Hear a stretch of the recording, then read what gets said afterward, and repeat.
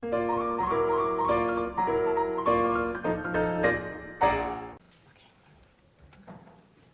so amorphous order, so it sounds like a bit of a strange idea, and maybe it is a bit of a strange idea, but I just want to tell you something very quick about it in 5 minutes. This is an idea that we've been using to try and understand the properties of glassy materials, like this piece of bottle here. So what's the problem? So this is a picture of a crystal. It's a well-known, well, it's solid gallium, and we all know what solids look like. And this is a picture of some water in a glass, and we all know what liquids look like. And we all know that crystals are rigid objects, and liquids are fluid objects. That's they flow when you move them. And probably you also know that the packing of the atoms in a crystal is sort of regular and crystalline like this, and the packing of atoms in a fluid is all higgledy-piggledy and distorted like that. So what's the problem with glass? The problem with glass is it doesn't fit evenly into either of these two categories. So if you take a glass bottle like this one and you look at its mechanical properties, you'll obviously know that it's rigid and that you can support weight with it and everything like that. But if you look at the arrangement of its atoms and molecules, you'll find that they're all higgledy-piggledy like this.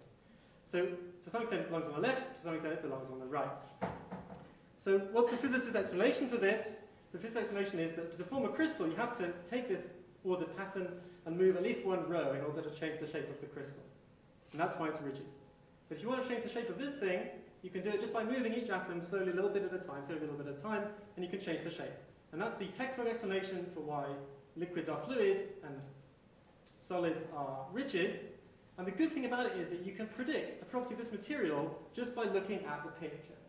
So you don't have to do a complicated calculation or run a big computer simulation. You see the picture of the atoms where they are, you can predict the properties. And that's why materials physics is powerful and exciting, or at least one of the reasons. But it fails for glass, right? Glass, the picture looks like this, and the property looks like this. And that's a problem that we're trying to resolve in the world of glassy physics in order to improve the textbooks, if you like. So what's the way around it? It's going to appear in a minute. If you wanted to form a liquid, you have to just make continuous small changes to the positions of the atoms or molecules.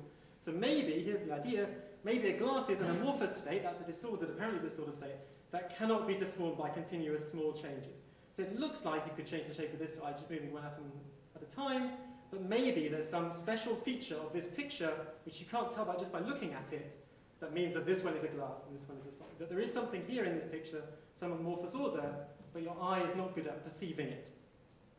So to understand if that's true, we have to think a bit what we mean by order. So here's the philosophy for the day. Order means structure or behavior in one place is determined by structure in other places. So I just advise you to ponder that and see if you agree as I proceed. So here's my crystal packing again. What I'm going to do in this thought experiment to probe this idea is to identify a circular or spherical cavity like this. I've coloured the ones inside green, the cavities are a dotted line obviously. And then I'm going to remove these green ones, I'm going to take them away, and then I'm going to imagine trying to put them back. So obviously you can put them back in the place they came out. But the question you should ask yourself is there some other way that I can fit them into this gap? And what you can prove with a bit of physics, if you think about it for some considerable time, more than 5 minutes, is that the crystal can only be stable if the only way to reinsert the green particles is the way you took them out again, even if the cavity is big. That is a property of crystals, and it says that structure inside the cavity is determined by structure outside the cavity, even when the cavity is big. So now we're going to go to amorphous materials. Here's a picture of amorphous materials. Usually what happens in amorphous materials is the behavior depends on the size of the cavity. So this small cavity, you take these three particles out, try to put them back in again, you've got to put it back in there, there's no other way. The big cavity, you take these 11 out, you can probably fit them in lots of different ways. And the crossover in cavity size between these two situations is the smallest possible change for which you can deform material, and that's what we're calling the range of amorphous order, right?